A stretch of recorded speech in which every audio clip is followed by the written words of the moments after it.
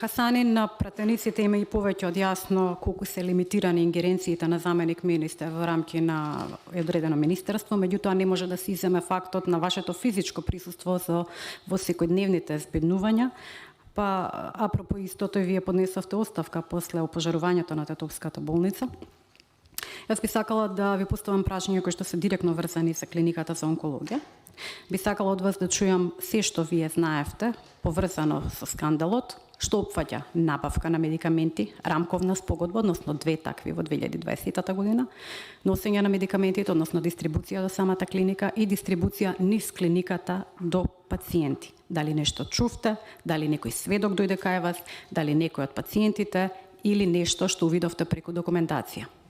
За пратениците и за јавност уште еднаш да повториме дека клиниките се задолжени да носат известувања до Министерството за здравство на секој 6 месеци за нивната работа, како и годишен план и програма за работа кој што не се доставува само до Министерството, туку и до Фондот за здравствено осигурување.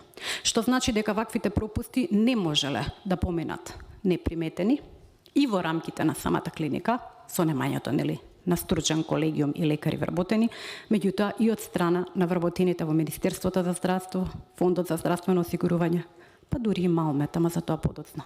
Ви благодарам.